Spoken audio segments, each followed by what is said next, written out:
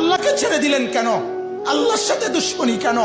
যে ছেলেটা সারাদিন একটা ওয়াক্ত নামাজ পড়ে না, যে বিবি একটা ওয়াক্ত নামাজ পড়ে না, যে মেয়েটা পর্দা করে না, তারে জিজ্ঞাসা করেন না যে মা সবার সাথে সম্পর্ক বজায় রাখো, মালিকের সাথে কেন দুশ্মনী? আল্লাহর লগে কি নারাজি হইলা? আল্লাহর সাথে কি দুশ্মনী? আল্লাহর লগে কেন রাগ করলা? কেন রাগ করলা?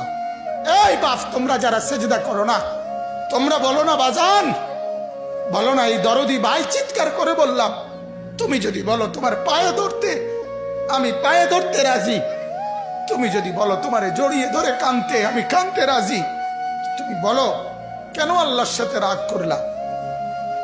কেন আল্লাহর সাথে রাগ করলা? কেন আল্লাহর সাথে নারাজ হইলা? কেন সেজদা কপালে জুটলো না? কেন মালিকের সাথে সারাদিনের এত কিছুর বিনিময়ে আল্লাহ তাআলা একটা মিস কল দিলে, 2 সেকেন্ডের একটা মিস কল দিলে বন্ধু তুমি টের পাও তোমার মোবাইলে মিস কল আসছে। এত বড় মসজিদে 6টা মাইকের হরন দিয়া আল্লাহু আকবার বলে তোমারে ডাক দেয়, তোমার একটা বারও কানে লাগে না, বিবেকে লাগে না।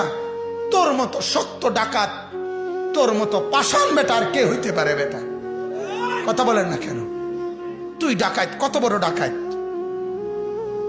হ্যাঁ, এজন্য ইনশাআল্লাহ আল্লাহকে রাজি করব। বলেন ইনশাআল্লাহ।